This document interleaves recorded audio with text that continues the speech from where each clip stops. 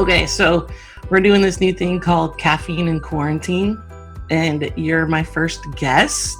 Oh, that's Uh, so cute. you like that? I think it's cool, cute too. You want to steal it? Well, we do a coffee with Kristina. That's not as cool. Not quite as cool, but that's okay. No, it's cooler than yours. Oh, okay. Well, anyway, thanks for hopping on my new Caffeine in Quarantine that you just dissed. I'm just kidding. It's really cool. I think I might use it. Yeah, you should. So what I want to do with this is just hop on with some people and, just chat a little bit. Everybody's in quarantine and we're getting pretty sick of it. So just have some fun, answer a few questions. I lost you. Okay. Or not. Either way. If you want to log off, that's fine. So first of all, for those that maybe don't know, there's a few people that don't know you, which is so weird to me because you're still so integral to who we are as a church and part of our culture and DNA. And so for those that don't know, Kristina Hernandez, she grew up. Know me. Just kidding. The very few that don't know her, she grew up. Oh my gosh, we're recording, right? So I need to. You want to start over? No, I don't want to start over. It's perfect. Okay. Well, I'm being a dork, so that's okay. That's normal. It's fine. Anyway, so she grew up at City Gate Church, and she was in my youth group when I first. What are you doing? I'm changing my view. Okay. Did you tell? Yes. Sorry. No, it's fine. I don't know how this is recording, so we'll see. We might have to edit this. Grew up in City Gate. She was in my youth group when I first started. And then we were roommates for 15 years. So we basically grew up together and learned to do ministry at the same time, pretty much. So, and then 3 years ago, she got married. 3 years already. That's crazy town. Does it seem like that long? No, this seems like yesterday. But yeah, it kind of seems like you've known Isaac all your life too, right? Yep. Mm-hmm. Yeah, so 3 years ago, got married, and Isaac, her husband, is a pastor over in Gresham. So we planted her as a seed in the soil of Gresham, and we're still very much connected. Our churches are. Kristina, everybody has not seen you in quite a long time, so just tell us. Yeah. Hey, everybody. How you're doing? Tell us how you're doing. We're doing really good. Different being in quarantine or stay at home, but we're doing really, really well. We recently, our church, we started Chosen Church, and we left the building that we were in for a newer, larger facility.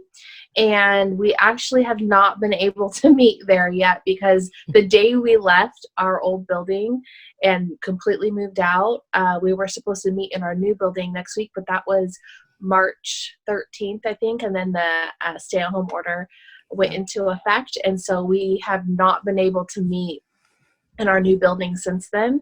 But everything we are recording live though. Right. In our new building. It's just that we haven't been able to meet there as a church yet. So it's kind of different. Well, a lot different. But different's good, and we've been making the best out of it. Yeah. I remember we talked for years about not wanting to go live for whatever reason. I don't know what we were thinking, but now look at us. We have to do it. It's funny how God has a sense of humor, I think. So yeah. It's definitely uncomfortable. Right? Yeah. So awkward. Isaac is pretty chill about it, but anytime I have to be on there and I know it's live, I'm like, and I act like the biggest dork, and then I just I know. It's horrible. And you get done, you're like, why did I say that? Yeah, why did I say that? I was supposed to say this. Yeah, got it. Yeah. I know. Totally. It's awkward, but we're making the best of it. Right. So, okay, tell me how Jovi's doing. Oh, my little Joe. The Joves.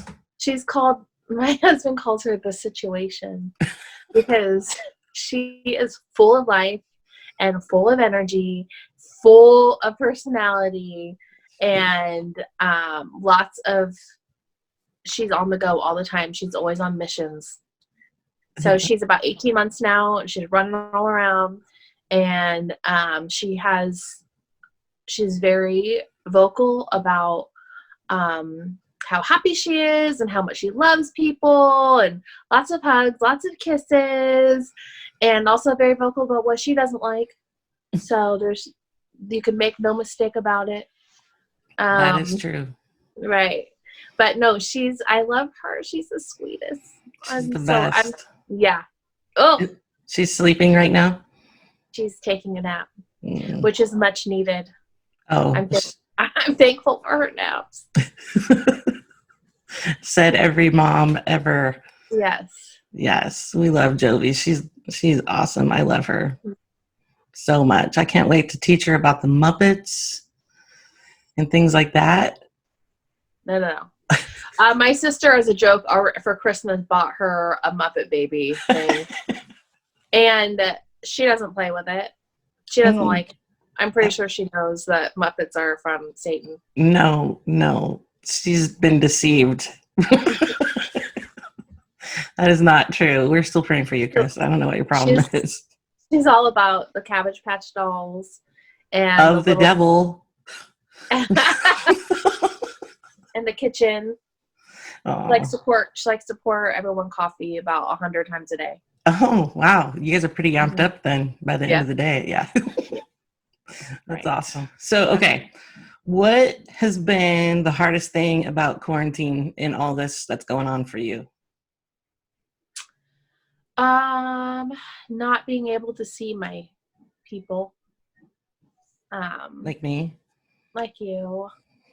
And my friends, and I think that's the hardest thing because I am a very social person. I'm an extrovert, and I like to see people. Even the people like Jovi and I would once or twice a week, we go to Target, we shop around. Basically, that's like my walking with her. Like I'd walk around Target several times and look at all the new deals or whatever, and I know the people there that work there, and they know me. And now I haven't, we don't. I don't even see them anymore. But yeah. My friends, family, the terrifying lack of paper towels for a while. Oh. Yeah. I have to have them.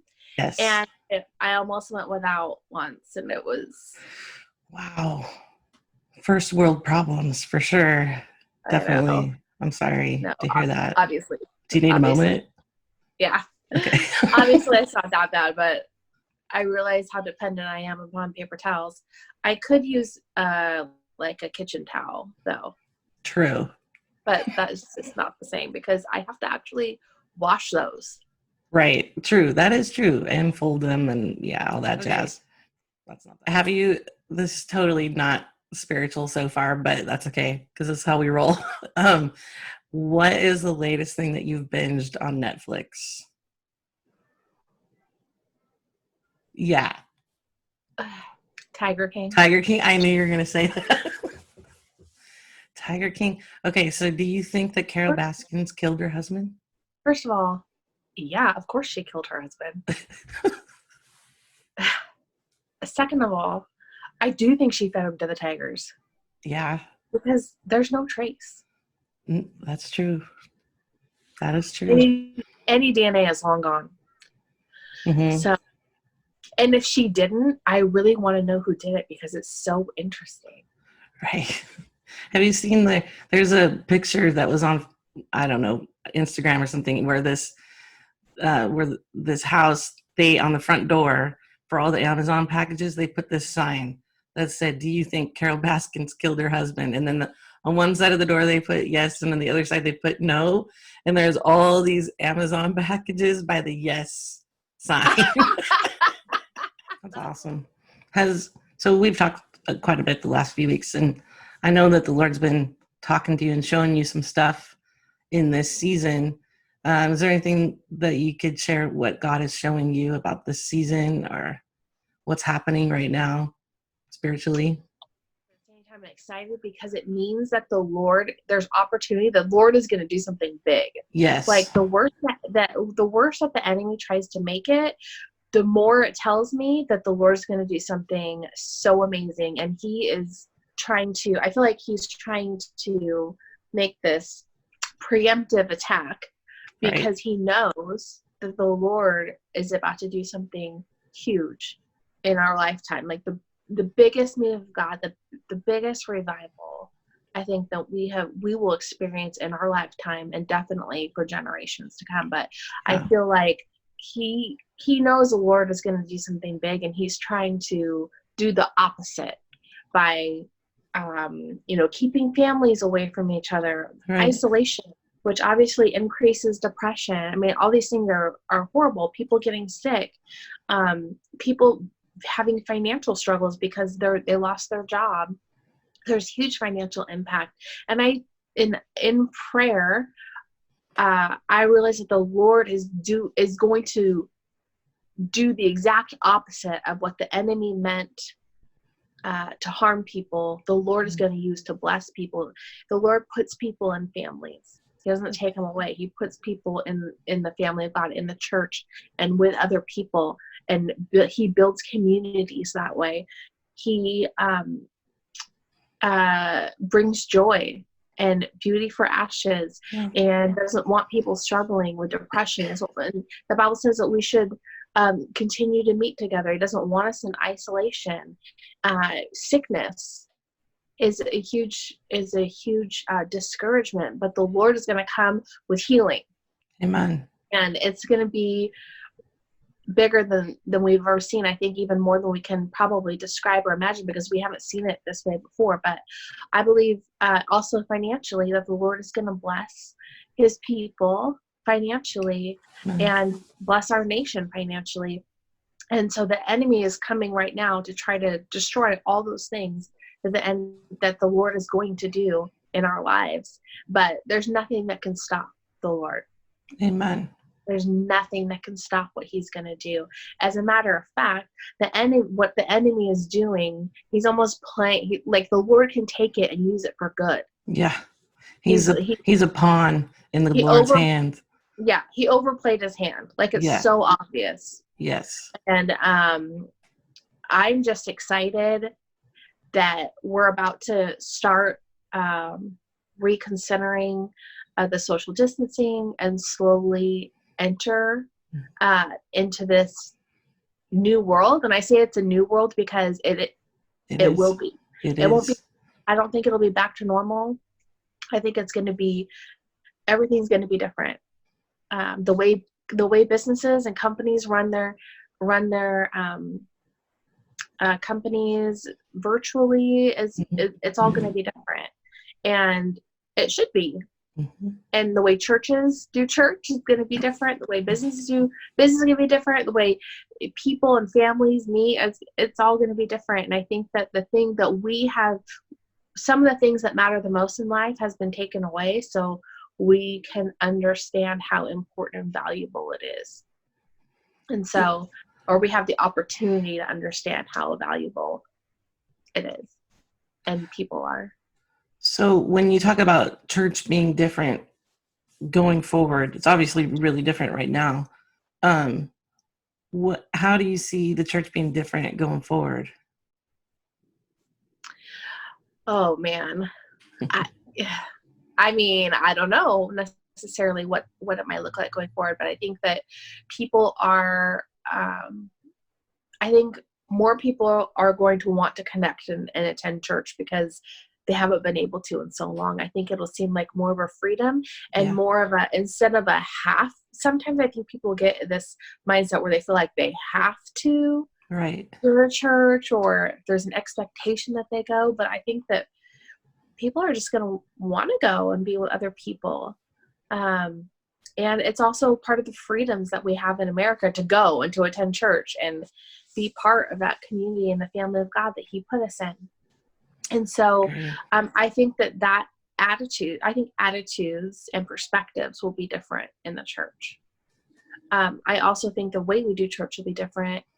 Like what really matters Yeah. when we're in a service together Yeah. is it's true.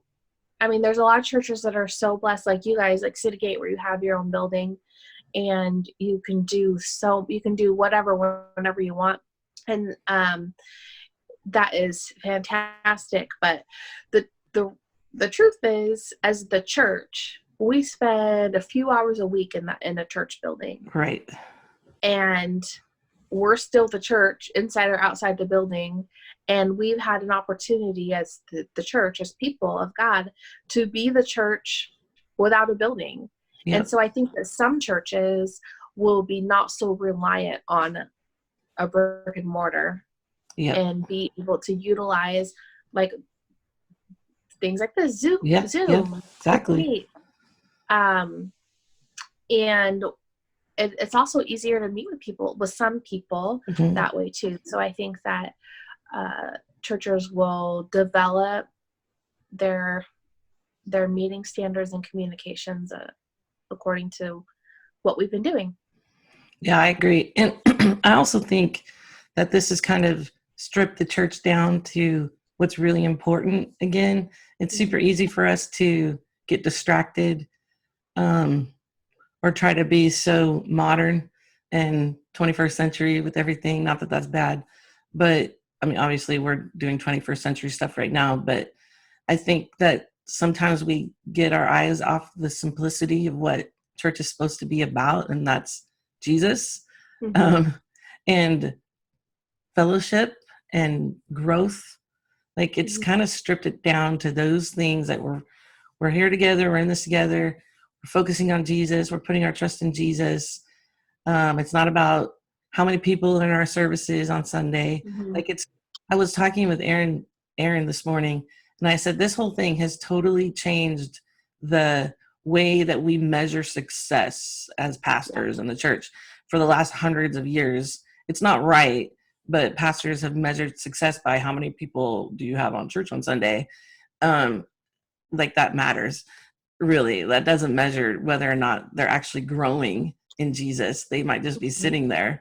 But this has totally stripped that away, which I love, because it brings it back to us seeking Jesus and trying to grow together and connect with one another. And that's what church, and to help people, really, Right. and to preach the good news and give hope and light. And that's what church is about. And we get real distracted sometimes. And I think that's the Lord just preparing us, because I think you're right. I've been saying it too, that the Lord is about to blow up on the scene in a new way. Like, no, I don't think any generation has ever seen. And billions of people, like millions, over 1 billion people, I think are going to get saved. And we all have to be ready for that. Yeah. Everybody. Yeah. Like that's way too much for just you and me. Like the whole church has to be in on that to help. Everybody has to help everybody grow. That's a lot of babies. It's a big nursery. So it's awesome. Yeah, I'm so excited. I know. I'm super excited. I'm super grateful that we get to be part of this generation that gets to see at least the beginning of this revival. I think it's going to go on for a while. And, you know, Jovi and our kids and grandkids get to carry on the legacy of what Jesus is starting right now. And that's pretty cool. I pray for Jovi. I've already laid hands on Jovi and asked for anointing for those hands to play the piano and whatever else is in her heart to play, because she's going to be your next worship leader. So, or mine. Share the love. Maybe, you never know, right? Okay. So maybe one of your strengths is maximizer.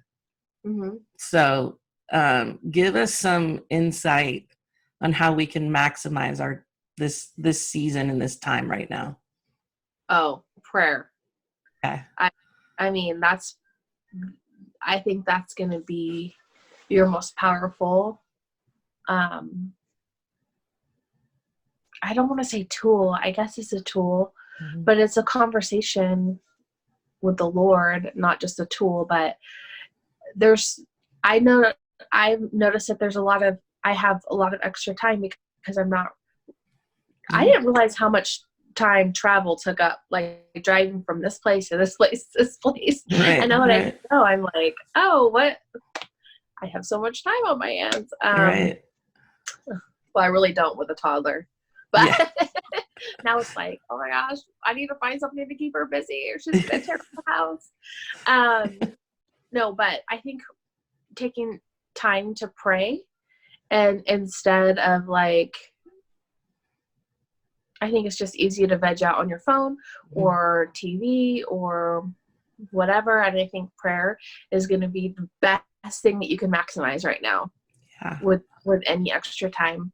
Or also, I think just your relationships, friendships, or your marriage, like you might have that extra time to just talk to each other, and because we can still call, and you know, if your spouse is now working from home or something, then you might have extra time to chat. I don't know. Or maybe you're in a situation where you're at home and you're trying to get all your kids to do online school and you're trying to work from home. That's a lot. And maybe you are like, I don't have extra time anymore. I have like no time now. Then I would just say prayer would be the number one thing. Yeah, I agree. Build on your relationship with Jesus as much as you can in this season. Okay. Yeah, because it's gonna be so exciting. It's gonna be so big what he does. It's gonna be like if you think about your friends and your family that don't know the Lord, yeah, get ready because they're about to know him. Right. Like he's gonna show himself in big ways, and you get to be a part of it. It's exciting. Yeah. There's something real that happens when somebody that you've been praying for a long time finally comes to the Lord. Then it's like, I don't know why, but it's like game on, right? Like, oh, now I need to take my relationship with God even more serious because my sister, my brother, mom and dad, or whoever is now also following Jesus. But I think we need to get game on right now. Like this is not a time to relax and veg out spiritually. Right. It's dangerous to do that. That's exactly what the enemy wants us to do. But it's super contrary to what the Lord wants for us in this season, I think. Okay, so just maybe this is the last thing. If you could give, I know you love City Gate Church, so if you could give one word of encouragement for us, just from your heart, what would that be? I think one thing that will change where you're at, will change your environment, your atmosphere, is being careful with the words that you are speaking. Your words fill your home. They are in 24/7 now. Yeah. With life or death.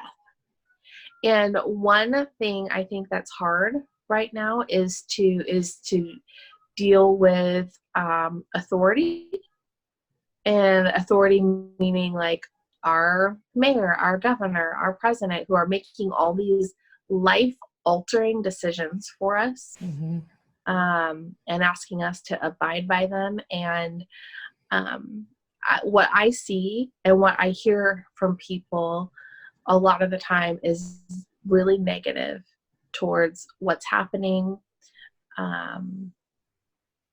and towards people in authority that are making these decisions. And that just makes things worse, honestly. Complaining, being negative, regardless of your opinion, or I know a lot of people have conspiracy theories about what's happening.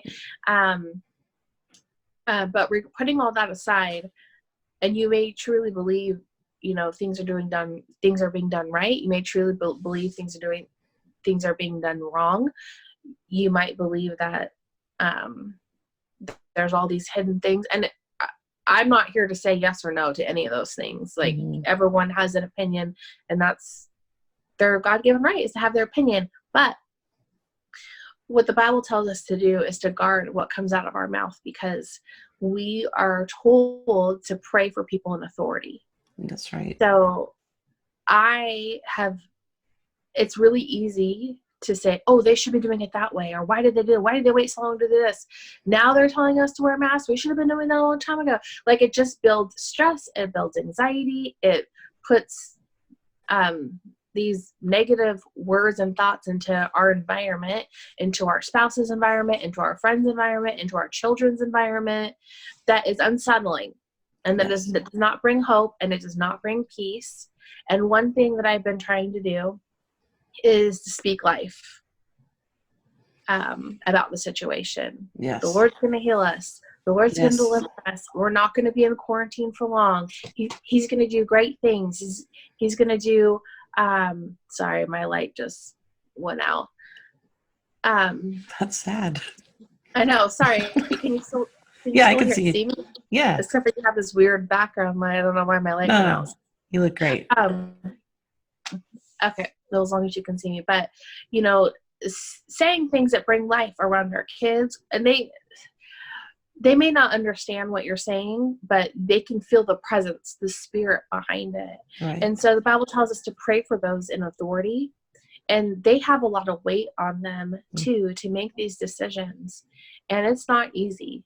And they get opinions from people all day long. And I'm sure, if you're somebody that's ever managed people, you're going to hear people telling you what to do all day long. Yeah. And I'm sure that they get it times 100, but pray for them instead of complaining, and praying for God's best in this situation. I know that we're human. Yes. So it's okay to have those feelings. It's okay to say your opinion. It's okay to have emotions, but also remember that you're a citizen of heaven first. Yes. You are Christian. You belong to Christ first, and you have hope that nobody else has. So, this is I don't say that flippantly, because this is a serious matter.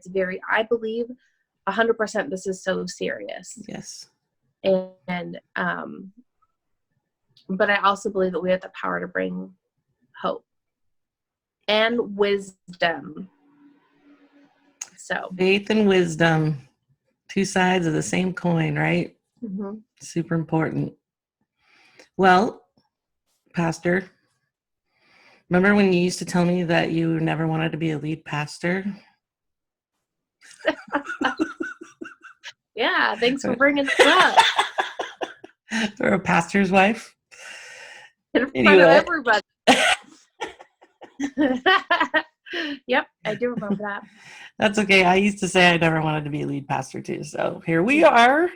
The Lord is hilarious. Do you ever play games with Isaac? Like, there was a couple of times when Kristina and I would play a game, and she would give me like a certain word or a phrase to say in my sermon.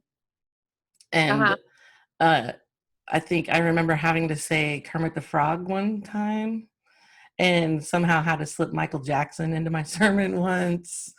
Yeah. Which I did flawlessly, by the way. Do you ever do that with Isaac? Yeah. Last week he was supposed to say Tuesday. Just Tuesday? On Easter, but he didn't. See, okay. We need to talk to him about follow through. I think he forgot. And, it's Easter and everything. So. Right. You can't have any fun. Okay. Well, Chris, we love you. I love you. I'm proud of you and all that you're doing over there at Chosen. We miss you. On a scale of 1 to 10, 1 being not that much and 10 being the right answer. Oh, Lord. How much do you miss me? Come on. Aww. 10. That's the right answer. I miss all of you guys so much. Yes, and we miss you too. It's not the same around here, but we're proud of you. Can you give Jovi a big giant squeeze for me? and tell her Yes. that her favorite auntie loves her. I will tell her. Okay, I love her. Anything else you want to say before we sign off? No, hey everybody, I hope you all are doing well and you're safe. And I love you guys. I hope to see you soon when we can all gather again. Woohoo! That'll be awesome. All right.